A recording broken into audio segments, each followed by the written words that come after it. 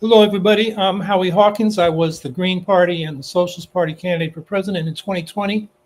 And this podcast, Green Socialist Notes, is about continuing to educate and advocate for the eco-socialist program that we ran on in 2020.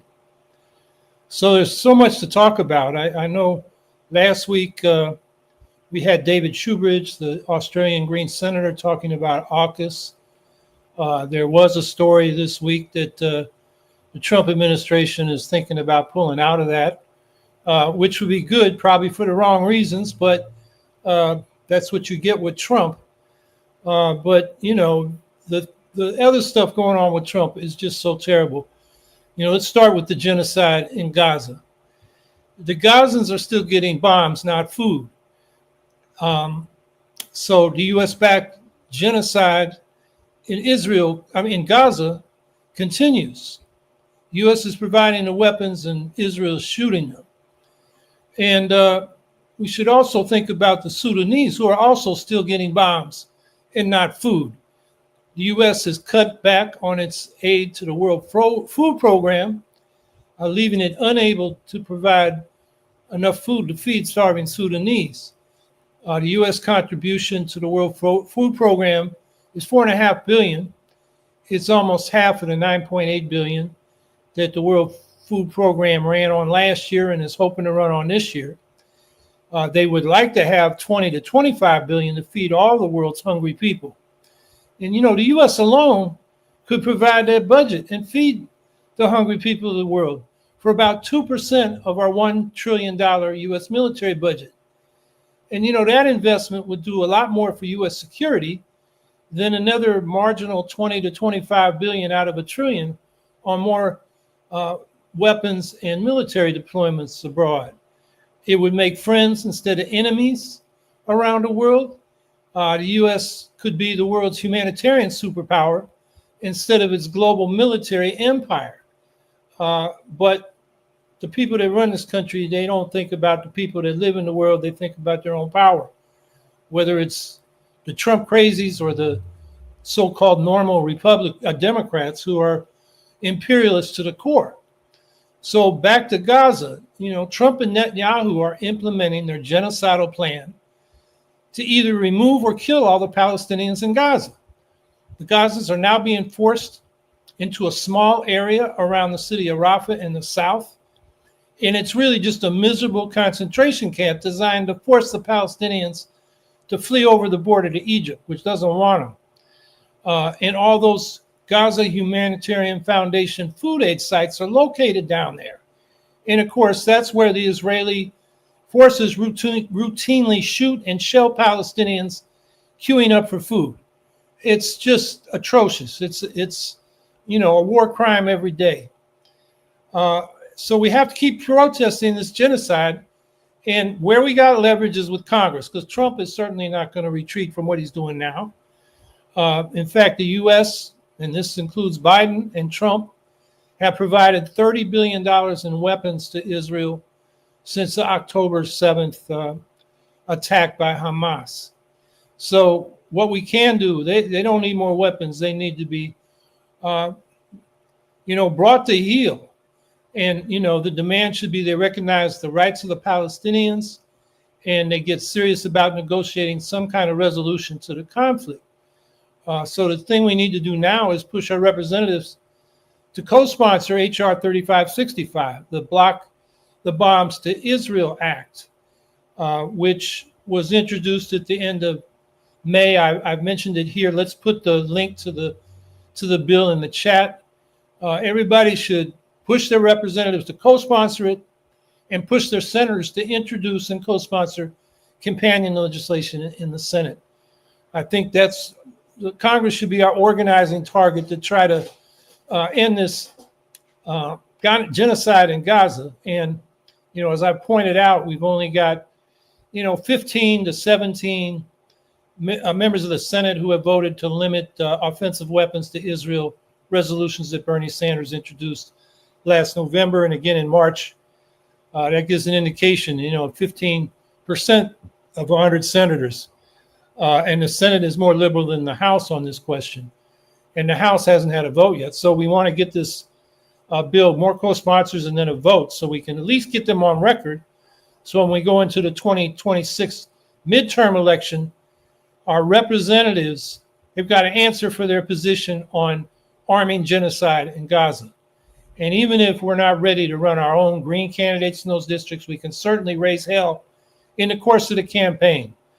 Bird dog the candidates, make them take a position, press releases, all the things we can do to publicize this issue and put pressure on these representatives in Congress, and also move the public. Now, the public is with us. The polls show the public wants to cut off arms to Israel. So this is, a majority position. The problem in this country is that public policy public opinion doesn't translate into public policy because, our democracy is so flawed. And another crisis in the news this week has been Ukraine. And Trump is getting frustrated with Putin. Surprise, surprise. When he proposed a settlement, negotiated, quote unquote, by Howard Witkoff, the real estate buddy, he gave Putin most of what he demands. Russian control of the 4 partially occupied oblasts, legal recognition of the annexation of Crimea, no NATO for Ukraine, lift the sanctions on Russia, let our oil companies, reinvest in the fossil fuel industry in Russia, which is a climate bomb besides arming an imperialist country. And guess what? Putin said no, because Putin doesn't want peace. He wants Ukraine. And so then Trump said, well, how about a 30-day ceasefire, that can set the basis for negotiations? And Zelensky said yes, but Putin said no. He doesn't want peace. He wants Ukraine. And so when they do have these so-called negotiations, Putin's representatives are pushing his maximum demands.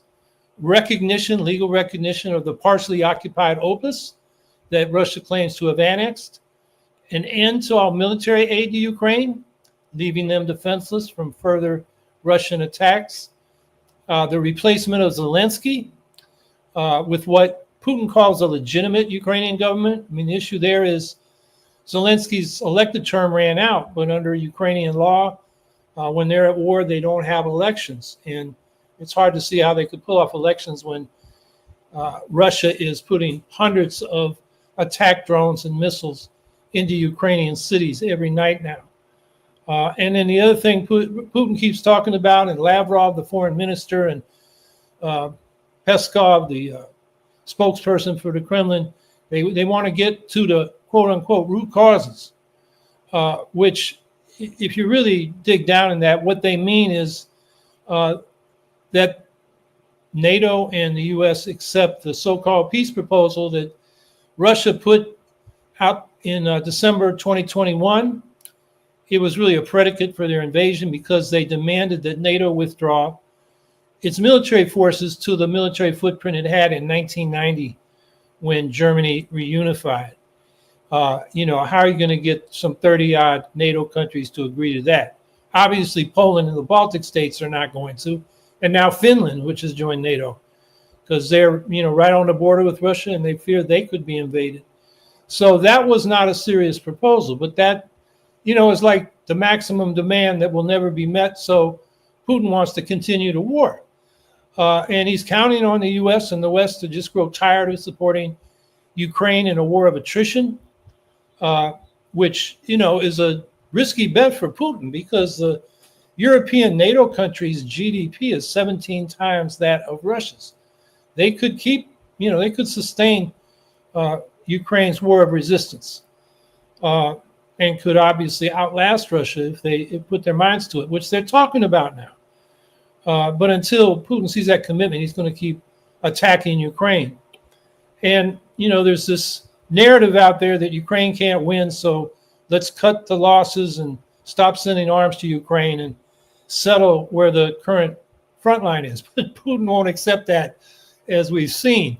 But it is costing Russia dearly. 1 million casualties, killed and people permanently disabled, with the rate of casualties increasing every month as the war goes on. Russia's running into the limits of how many people they can induce to go fight. They're paying them a lot in a signing bonus, enough for somebody in Russia in the rural areas to buy a home or get plumbing. And because they can't get enough Russians now, they're hiring foreign mercenaries, and you got reportedly 30,000 more North Korean troops coming in. So Russia's having problems staffing their army. The economy is in trouble. Their own top economists are warning that a recession is coming. They got high inflation, high interest rates. Their sovereign wealth fund is on its way to depletion. But for Putin politically, war is the health of his state. He's able to rally the public behind patriotic propaganda. It provides an excuse for him to repress domestic political opposition and dissent.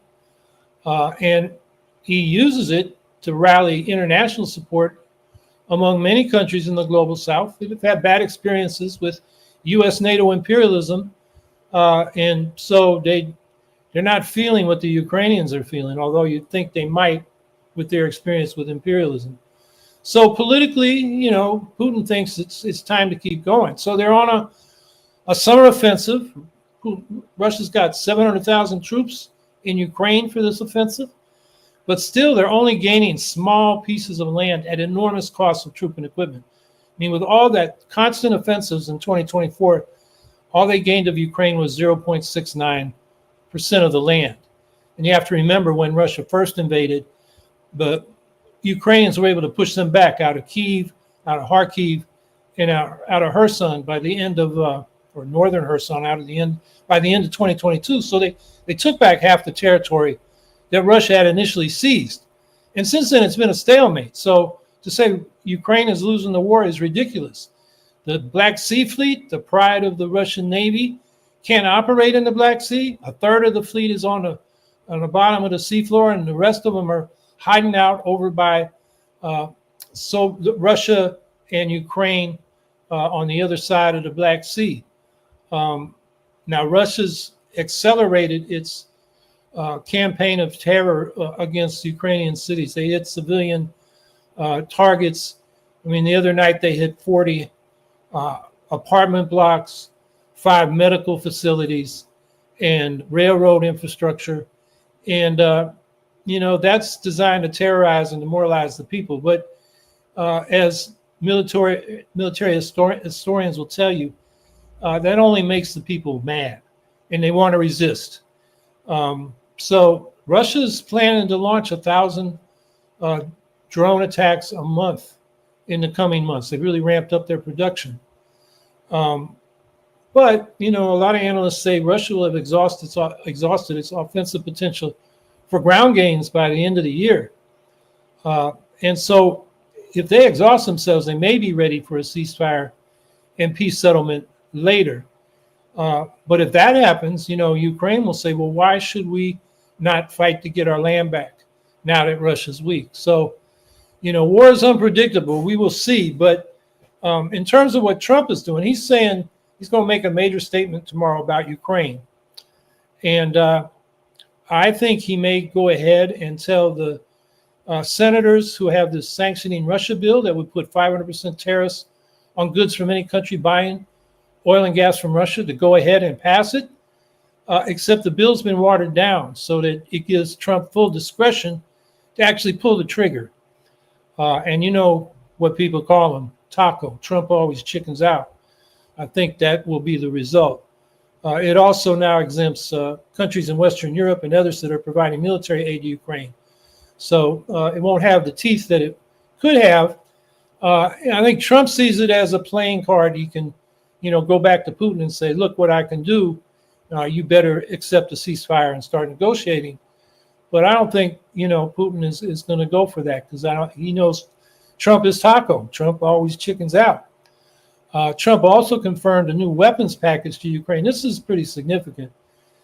So the ammunition and air defense missiles and equipment, including that were blocked, have now been sent from Poland. That was from the Biden money. And now they're saying they're not going to give weapons to Ukraine, but they'll sell them.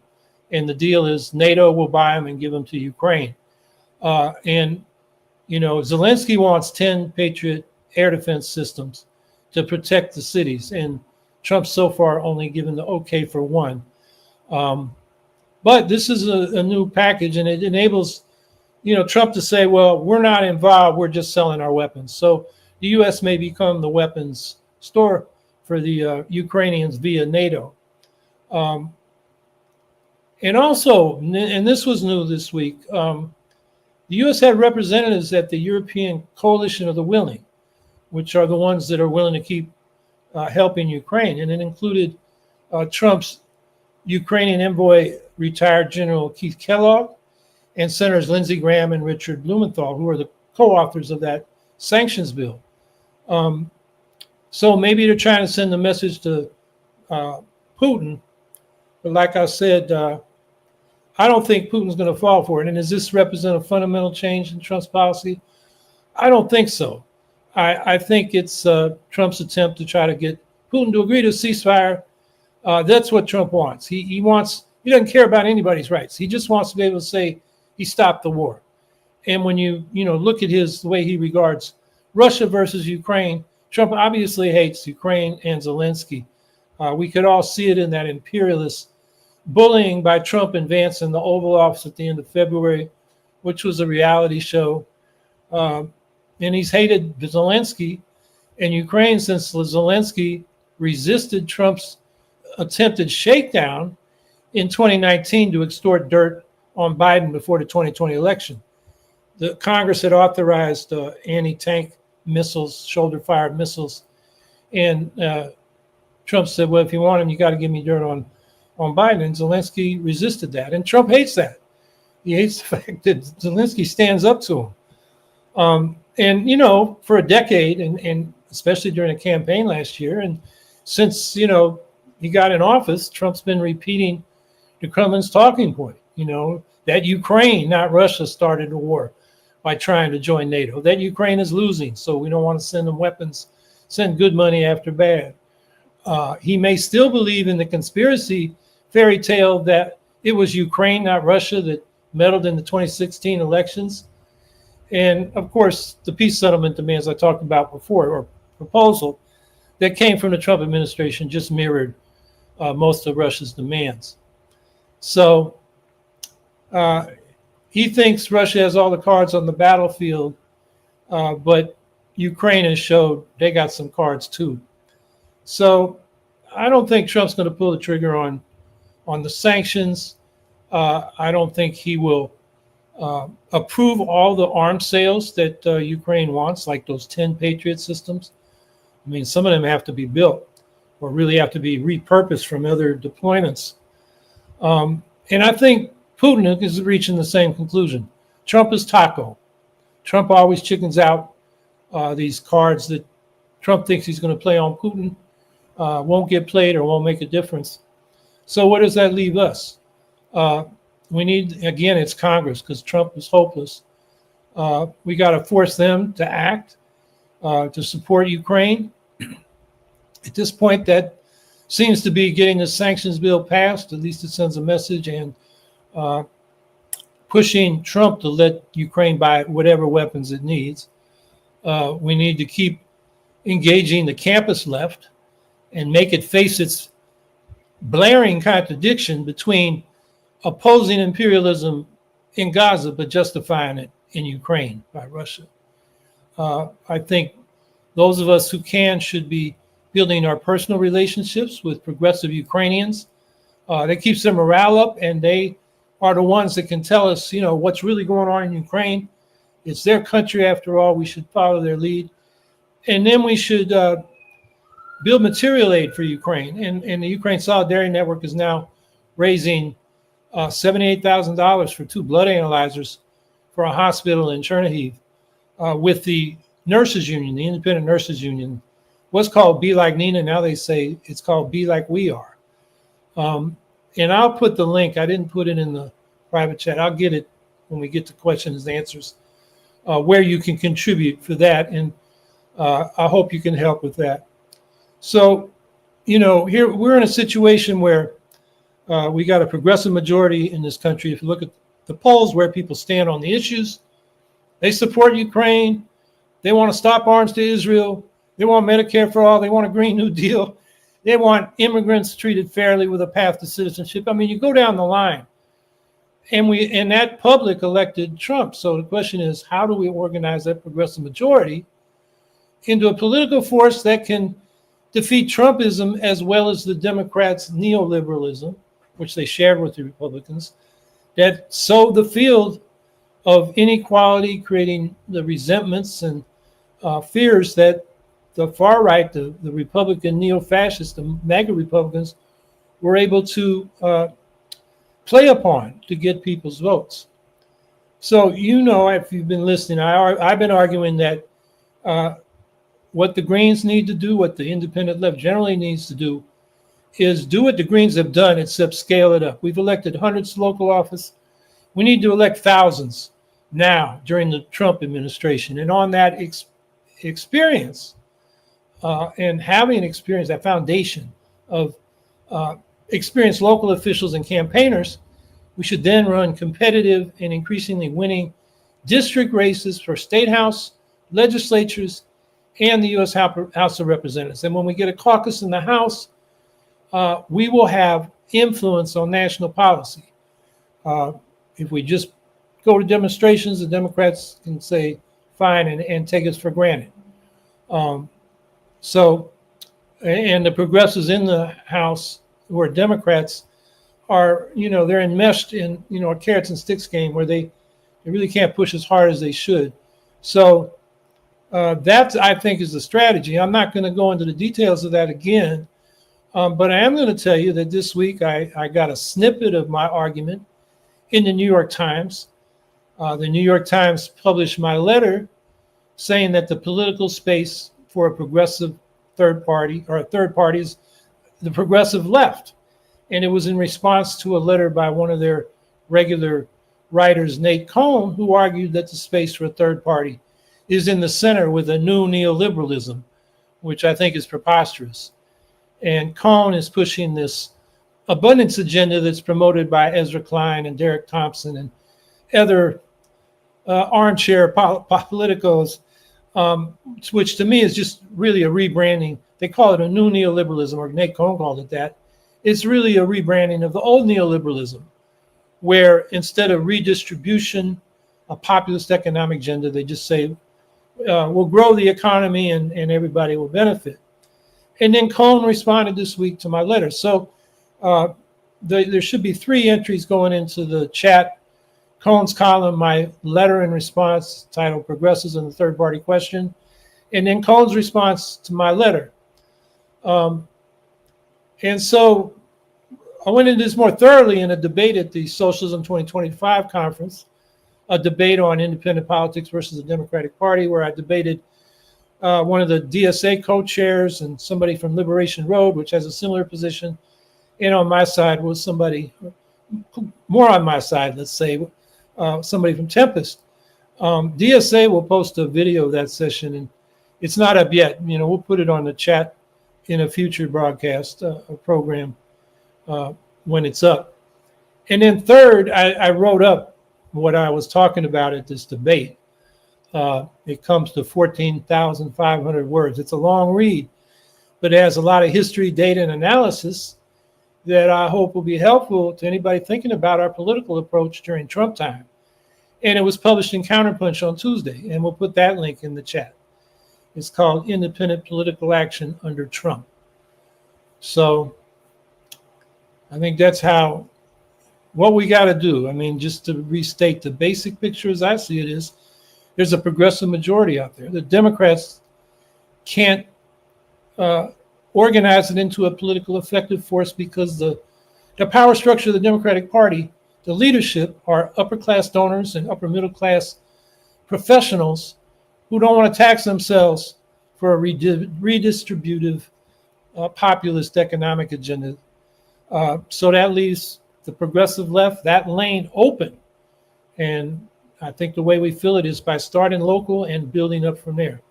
So I'll stop talking and look forward to your questions and comments.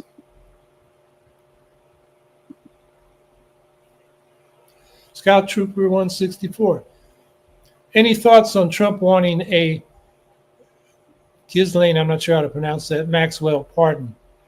Uh, if he does that, it's like almost like a guilty plea that he was doing some bad things with Epstein. Uh, yeah, Trump said he was going to release all the files. Now suddenly they can't do it. I haven't followed it closely, but I know it's a big brouhaha within MAGA world, and it shows Trump. You can't take his word for anything.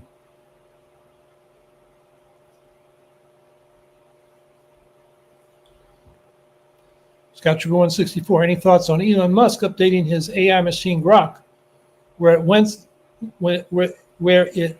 went from being independent AI to now functioning based off anything and everything Musk thinks? So much for Intel. Yeah, I again don't follow Musk closely, but I did see somebody posted somewhere on Twitter or Facebook that came my way that it asked it a question about, is Trump a neo-fascist? And, it said, of course he is. He stands for this, that, and the other thing that the fascists stood for. And then later in the week, Grok is spitting out this Nazi bullshit. And Trump says he tweaked it because it was too politically correct, too woke, which, just tells you it's the old saying in programming, garbage in, garbage out. The intelligence is it's got its biases. And another thing I've been reading about is, all this AI does is it scours the internet and throws back what it's hearing out there. And if you got a lot of, right-wing, messaging by bots and everybody, as well as the right-wingers themselves, you're going to get it back through this artificial intelligence. It comes up now on my search engine, which I use is DuckDuckGo. I think that's what it's called. And so, sometimes I ask it, I'm looking for something, I see what it finds. And I remember asking it a question about elections. And I knew it came up with the numerically wrong numbers because I knew more about it than AI did. So, I kind of use it as a quick search engine, but I never take what it says at face value. Sometimes they cite sources, usually, and I look at those sources. Often they don't verify what AI said was the case. So it's kind of a rough way of quickly getting the sources for the question you're asking, but that's about as much as I can, get from it when it's searching. I did have experience about a year ago with ChatGPT where we were thinking about drafting a law for some staffers in the New York Senate on election law reform, ballot access. And so the lawyer asked ChatGPT to draft something. It wasn't bad. I mean, we couldn't just go with it, but it kind of, looked at the law, knew what had to be changed. The problem was when you write those laws, and this is like an art that very few lawyers know, but it's like a specialty, you have to know what law you're changing and then cite the law you're changing. And ChatGPT didn't do that. But the draft it gave us was something, we could edit and work with. So AI is a big thing, and, I'm still learning about it. But, Musk is a fascist. I mean, the Nazis salute him and those other tech pros, a bunch of them from South Africa. They like apartheid. They are just scum of the earth. I don't care how rich they are.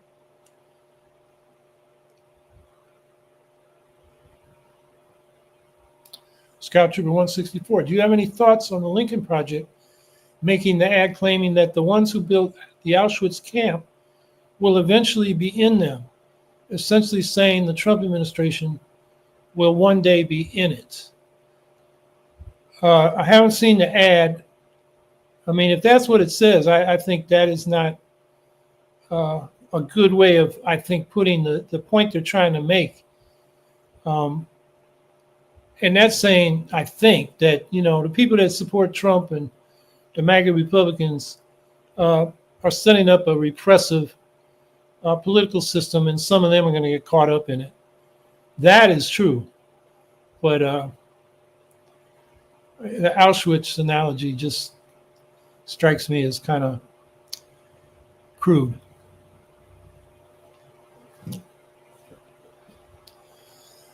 B.D. Dimmitt. Perhaps we should be formally calling for a link between military spending and or military assistance with funding a push against climate change and or collaboration. Zelensky expressed a wish for Ukraine's rebuilding to be around shifting to a decentralized energy infrastructure relying on renewables. That fits into the awareness of the difference between peace and the absence of war. So you're saying a link between military spending or assistance and funding to push against climate change. I'm not sure what the link is, although I do think that the U.S. should provide a lot of reconstruction aid to Ukraine. The frozen assets from Russia should pay for that. Ideally, Russia is pushed out of Ukraine and pays reparations to Ukraine for the damage it did, not in a way to destroy Russia, but to help Ukraine rebuild. And there's a big debate in Ukraine about rebuilding the energy system. Zelensky has talked about a decentralized energy infrastructure relying on renewables.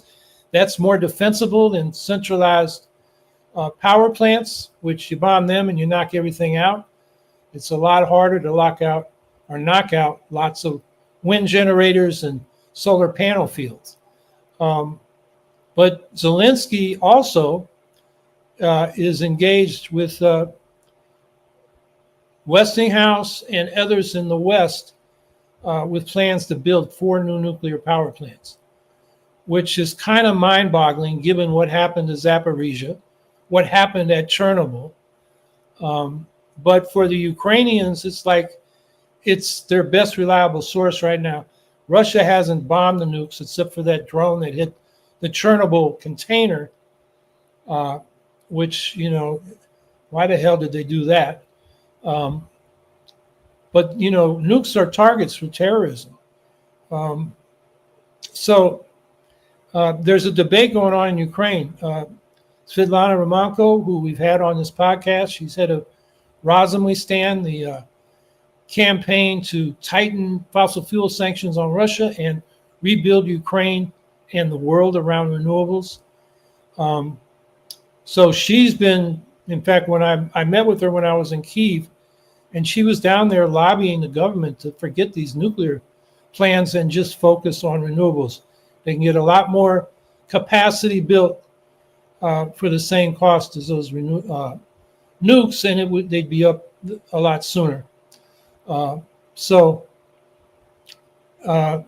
when I talked earlier about the U.S. should be the world's humanitarian superpower, we should have a global Green New Deal that just helps countries adapt to climate change and mitigate climate change by going to renewables instead of, have them leap from the 19th century where people barely have electricity, if at all, and skip over the fossil fuel age right into the 21st century solar age.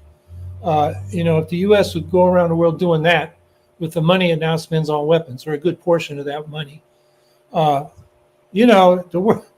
we'd be the world's friends instead of an empire they fear.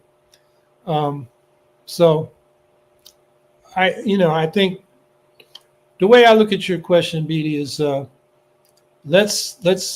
let's redirect a major portion of the military budget to a global Green New Deal.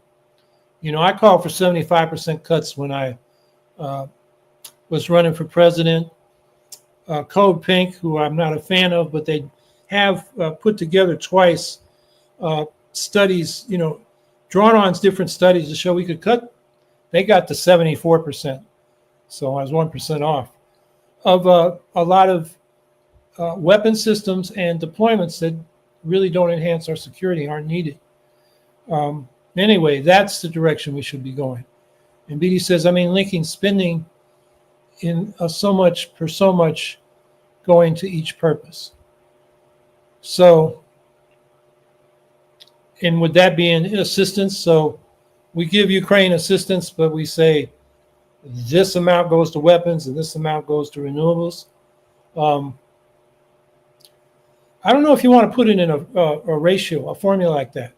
I think you got to look at the need and then give to meet the need. So how fast can they build the renewables? Give to, maximize that build out. And then what do they need in weapons to defend themselves? I don't think you can ration that. You need to give them what they need because they're under attack.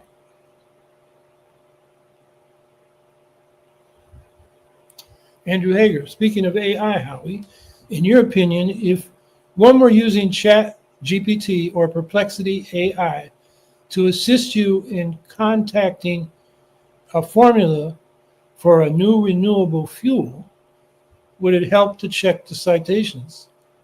Absolutely. Yeah, I wouldn't take the AI's first statement on it at face value. I would check the citations and go from there. But yeah, I think you gotta double check what AI spits out. Andrew Hager, in addition, would what formula generated by AI be best suited for laying out groundwork for undergoing further research and development in the creation of such a renewable fuel, for example, biomass? What formula generated would be best suited? Now, I was reading somebody sometimes ask AI how to ask the question for the research they're doing. So that's a thought. Ask AI to, formulate a question for you to pursue the research. And as far as the formula best suited, I think you got to use your own judgment, based on reading the citations and thinking things through. Joanna Munley.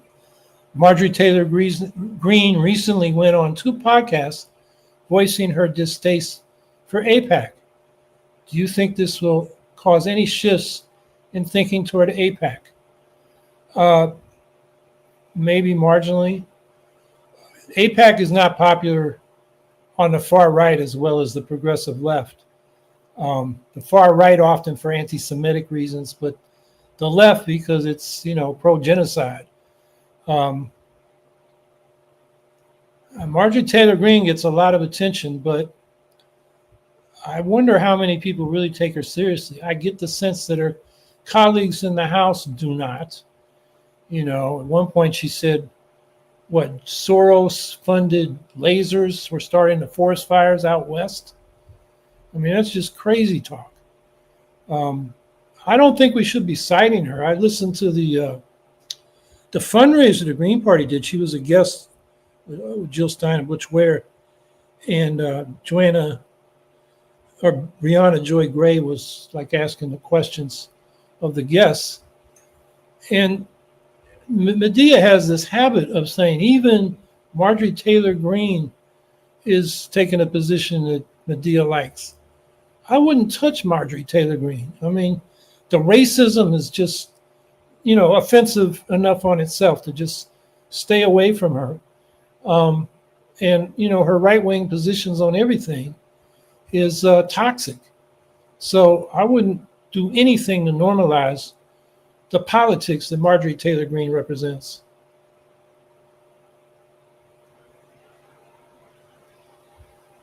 Vicky Corden, how can the tech bros be stopped? They're promoting some type of fascist rule with the help of technology. Curtis Yarvin comes to mind, Musk, Peter Thiel. We got to stop them politically. They've been backing the MAGA Republicans because they're authoritarians. They are libertarians in the sense they don't want any public spending on public goods unless it's subsidizing their companies and their technologies. But we got to beat them politically. I mean, that goes back to the question that I opened up. We got a progressive majority in this country. We can't organize them in the Democratic Party because the leadership will decapitate the progressive policies and candidates and so forth. We got to do it independently. And I think, that's how we're going to defeat them.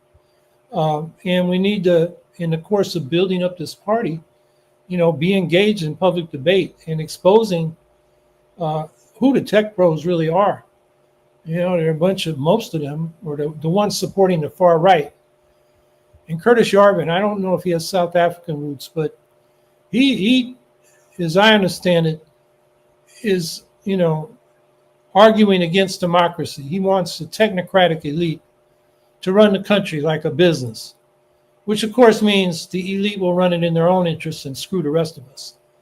And, that kind of anti-democratic, that's what Elon Musk's father was involved in, the so-called technocracy, which was in the US and in Canada in the 30s during the Great Depression. And it got banned in Canada, I understand. That's why Musk's father went to South Africa.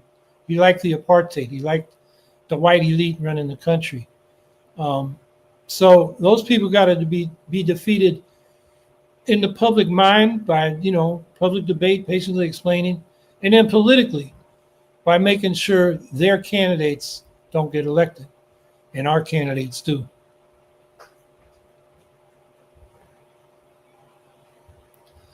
Scout Trooper 164, Putin has gone full on mask off, saying Ukraine is ours. Yes, he did. And now declaring Azerbaijan isn't a real place now that they're giving Ukraine civilian supplies. Any thoughts on what may happen? Well, congratulations, Scout Trooper. You're following this closely. Yeah, this is news this week. Azerbaijan gave Ukraine demining equipment, which is designed to be used in the areas of Kharkiv and Kherson that Ukraine liberated at the end of 2022, but the Russians left behind lots of landmines. And so, the farms in particular need to be demined so that the people can go back to farming. And so this is, humanitarian aid. But Putin doesn't like it. He doesn't want Ukraine to get anything. And so now he's saying Azerbaijan, which is also a former Soviet republic, is really part of Russia. And he's threatening them with military intervention. And Azerbaijan's military is much weaker than Ukraine's. Ukraine had nothing virtually in 2014 when Russia sent their little green men into Crimea and then the Donbass. But they built up, enough of an army so that when Russia invaded in 2022, they got pushed back against everybody's expectations, from Putin to Biden. And now they're the most experienced, strongest army in Europe. Azerbaijan is not there. Maybe Putin thinks he can, run a quick operation with a small force and take Azerbaijan back into Russia. And he'll come up with excuses like he did with Ukraine.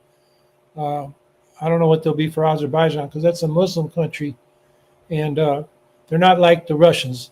Ukrainians and Russians are both Orthodox Christian. And that was one of Putin's argument that they're the same people. But yeah, I mean, and then there's, the situation in Georgia right next door, where the people are still protesting this authoritarian turn towards Russia when they want to go into the EU, which for the Georgians is really just opportunity to be migrant workers, be able to get to Western Europe and work. A lot of them already do. And I think somewhat naively, they hope the EU will cut them a better deal than Russia. The problem is both the West and Russia are imperialist, and they'll exploit Georgia. So Georgia needs to have its own independent course. But it's hard to do when you're a 3 million person country caught between the Russian Empire and Western imperialism. And then Azerbaijan, pretty much the same situation. So yeah, that's another thing to keep our eyes on. We'll watch to see if Putin sends forces down there to intervene.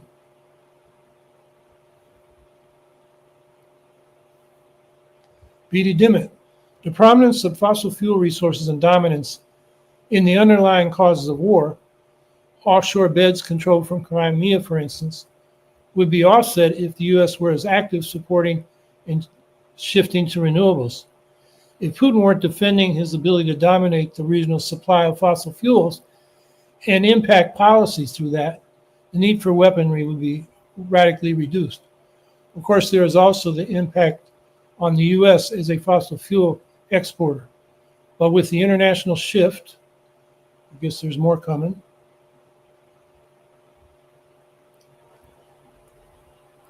Well, I'll start. Yeah, that minerals deal between the Trump administration and Ukraine is more about oil and gas than it is about rare earth minerals. The rare earth minerals are, might be there, they might not, but the oil and gas is immediately available. There's frack gas fields both in the Azov Sea and the Black Sea near Crimea, and also in on the land in Zaporizhia Oblast in particular. And that's what they're looking at.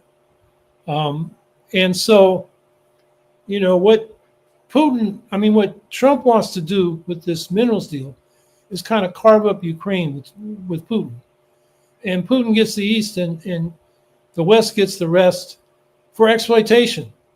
That minerals deal, all the profits from new minerals exploitation, including oil and gas, goes to a fund, half of which goes to the U.S., half of which goes back to Ukraine for reconstruction. So it's a neo-colonial arrangement. And I think Zelensky only went into it because he's trying to keep the U.S. from going totally over to Putin's side. I don't think it's a good deal for Ukraine. I know Svetlana Romako, who I mentioned earlier, the socialists and Sotsiony Ruk, some of the independent trade union activists don't like the minerals deal. It's just a bad deal for Ukraine. It's kind of forced on them by the imperial West under the threat of Russia's imperialism. So, but then the question, I think what you're getting at here is if the U.S. would put money into developing renewables. Okay, I don't know why it isn't in front of you, but what I said, of course, there is also the impact on the U.S. as a fossil fuel exporter. But the international shift away from the U.S. dollar and oil trading, we might be better served to take that consideration out of the discussion. I'm not sure what that consideration is. Well, the U.S. is a petrostate, Russia's a petrostate, and the U.S. has the resources to really lead a global Green New Deal. And it should offer that because, Russia, if they can't export fossil fuels, they don't have much of an economy. But, they have wind, they have solar, even though there's a lot of northern climes. Look at Germany. They produce enough solar and wind on many days to cover their whole energy needs. And they're further north than, I am here in upstate New York. So that's what the U.S., could offer as a carrot to Russia to make the transition from fossil fuels to renewables. But boy, that's so far outside the mindset of Putin. It's hard to see that coming unless there's a new government in Russia. Over the years, Putin he sounded like a MAGA Republican, that there is no climate change to worry about. Sometimes around the time of the climate summits, he says, yeah, we got to deal with it, but he doesn't do anything. So I think what you're getting at, BD, is, we should be putting more money into renewables than military spending and help countries get off their dependence on fossil fuels. And that will undermine the need for these wars over oil and gas. I think that's all right. I think you're right about that. That consideration is the impact of the international shift away from fossil fuel, which where the missing element came from. Okay, well, I think that's what I was talking about. The getting an international shift away. The U.S. and China too actually have the resources to really lead on that. China is doing it domestically. I mean, I can't remember the statistics right now, but they're putting more solar energy in than the rest of the world combined every month, something like that. They're also building coal plants because they're just expanding their energy capacity. And where that's going, I may have a guy on as a guest, Richard Smith, who wrote a book about China and the climate catastrophe, and he's less optimistic than some like the late David Schwartzman, who, I should have mentioned at the beginning. David was a member of the Washington, D.C. statehood Green Party. He was a professor emeritus at Howard University. He's a biogeochemist and one of the smartest guys on climate change policy. He wrote with his book, Peter Schwartzman, who's a mayor in a small town in Illinois, a green mayor, a book called The Earth is Not for Sale. I should have got the links. I will do that next week and have more to say about David. But I mean, he died, I guess, last weekend or just before last weekend when I went to Chicago. And I had been corresponding with him by email. And he was talking about writing a review of this book. I had no idea he was sick. He had some kind of cancer. So he died, and it's a big loss. So I'll have something to say about David next week and give you links to his work. It's really important work that we should all use. So, and David wrote a lot about, how we make this shift internationally. And it's what you're talking about, BD.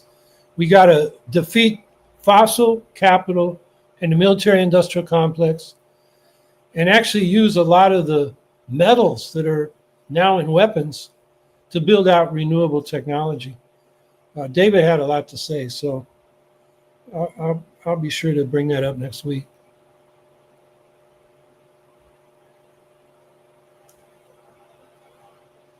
Andrew Hager, what are your thoughts on the Trump administration's suggestion to have those relying on Social Security do farm work, replacing migrant workers? Who the hell said that in the Trump administration? I didn't hear that. They want old folks going out and picking strawberries. I mean, they're just totally divorced from reality if somebody said that. Unbelievable. Yeah, what are my thoughts? I think they're out of their minds.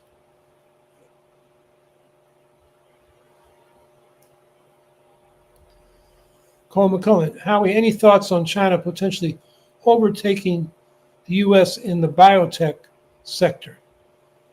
So when you say biotech sector, I assume you're talking about medicines that are produced with biotechnology. What other biotech technologies are there? Maybe you could put in the chat a little more detail. I think if we do what Trump wants and cut basic research to the extent he wants to and attacks the universities, yeah, China's going to overtake us because Trump wants us to be stupid and politically malleable.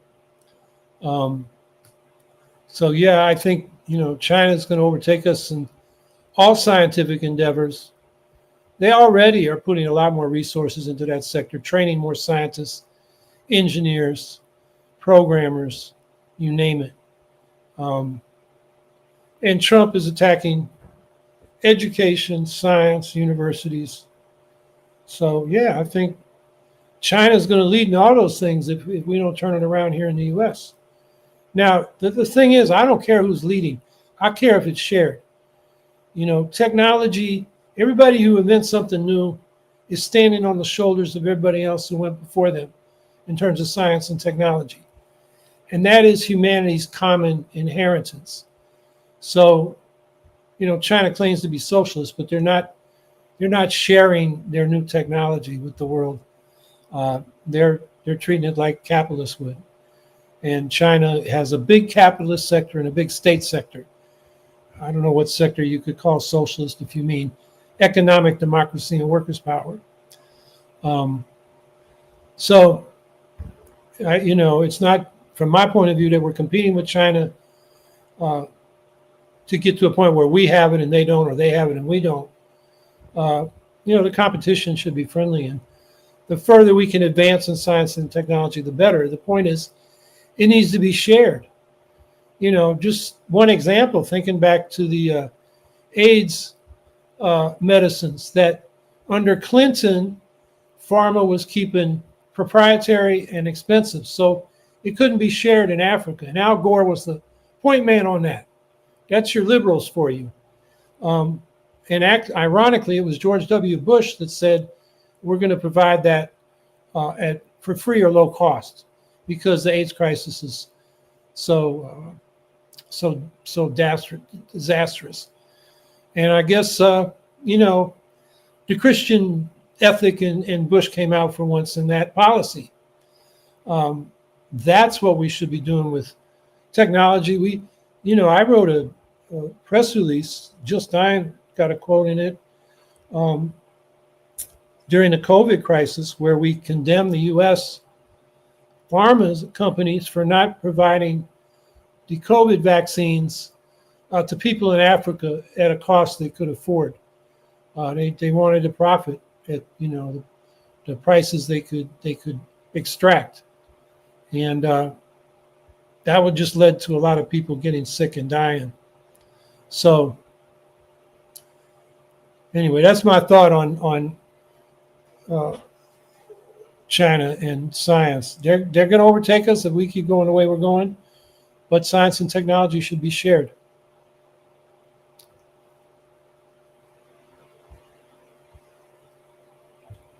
Vicky Corden, the revocation of naturalized U.S. citizens.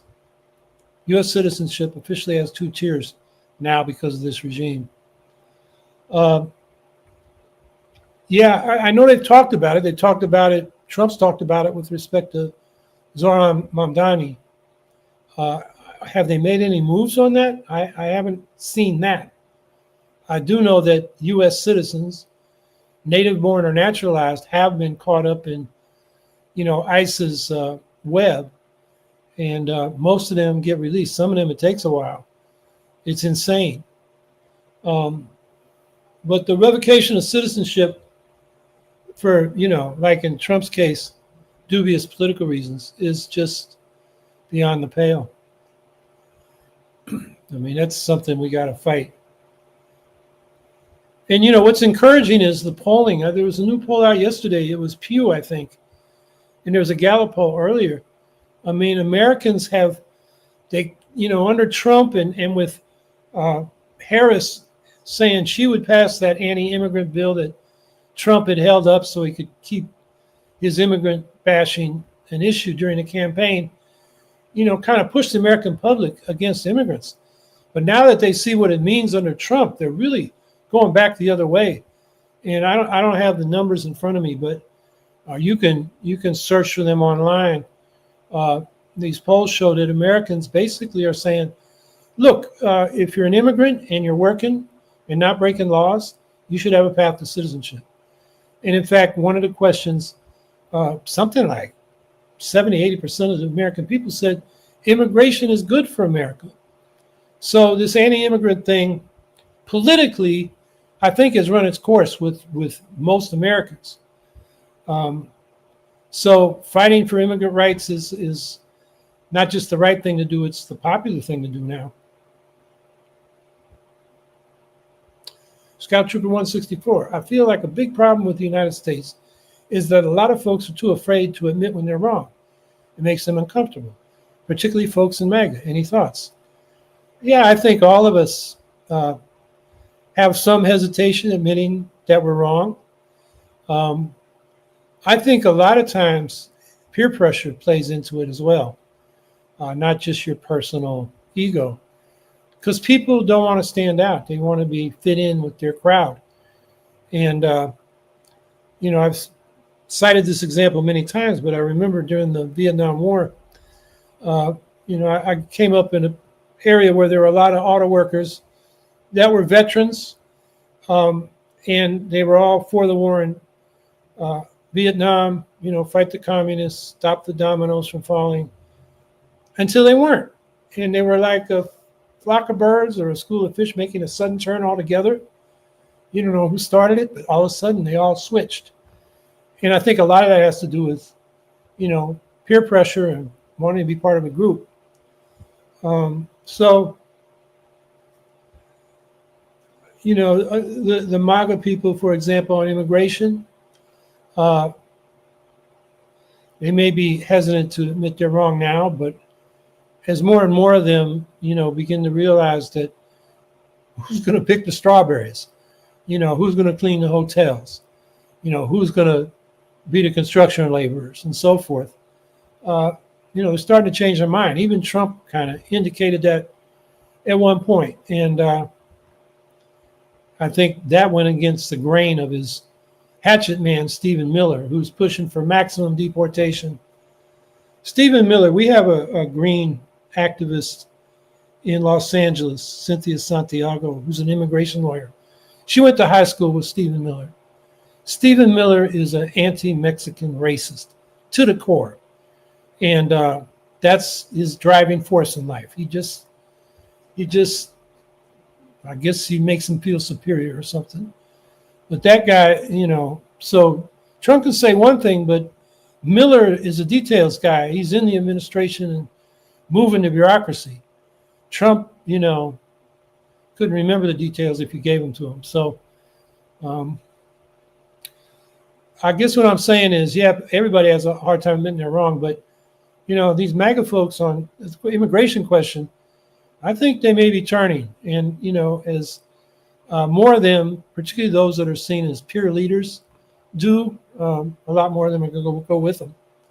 So, look, we're in the social change business. If we don't believe people can change their minds, we might as well give up. So, people are afraid to admit they're wrong, but eventually they don't even have to confess. They just have to change their position.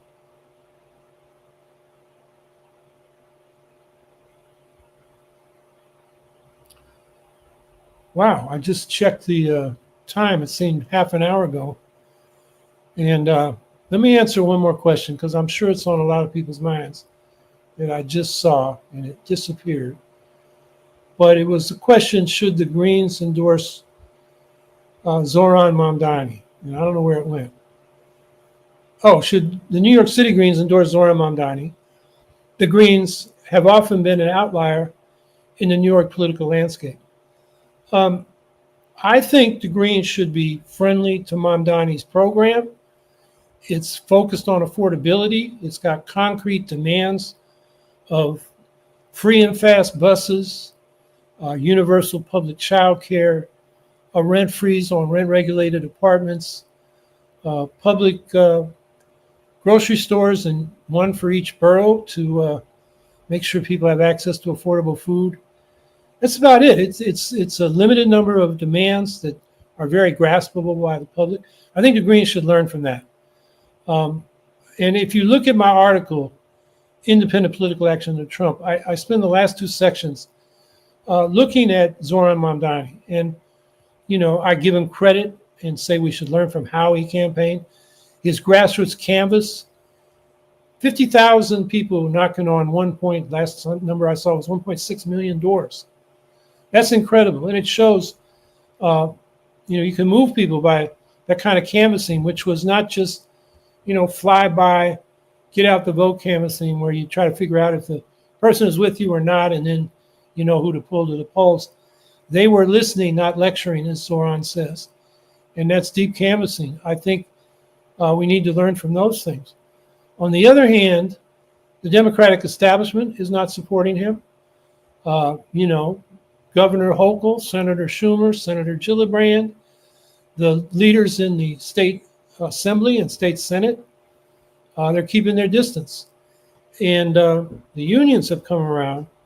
So what I said was he may face the fate of India Walton, who was that young activist who beat the four-term incumbent mayor of Buffalo, Byron Boston, I think it was.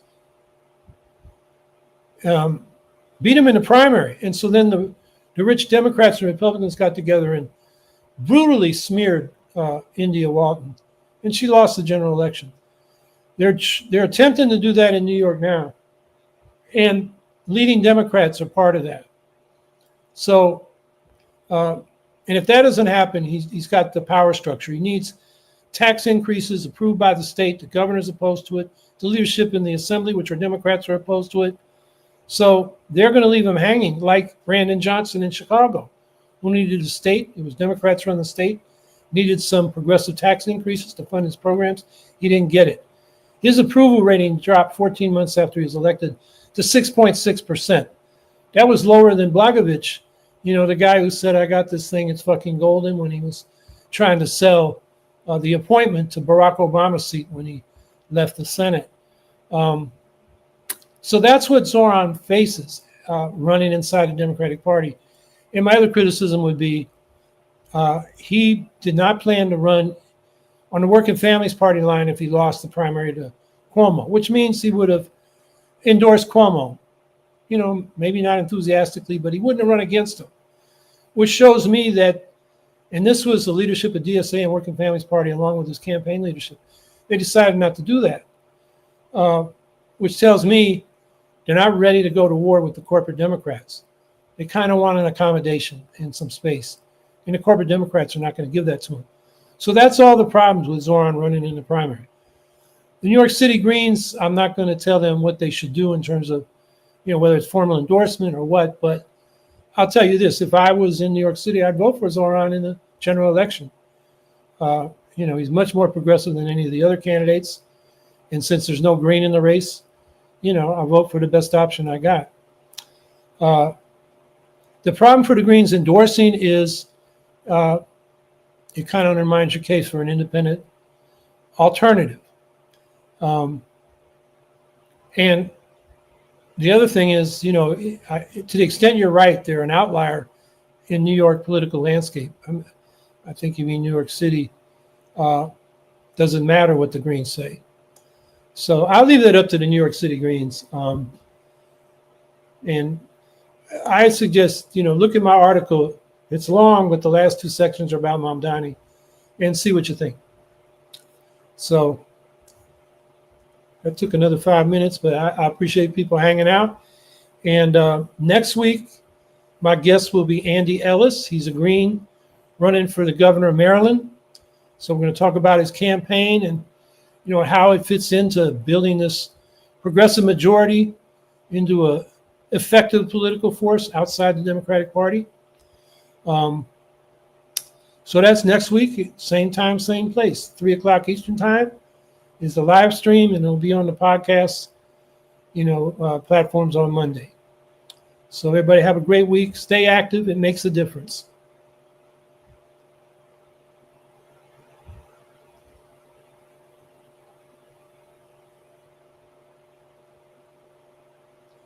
Oh, wait, you still live?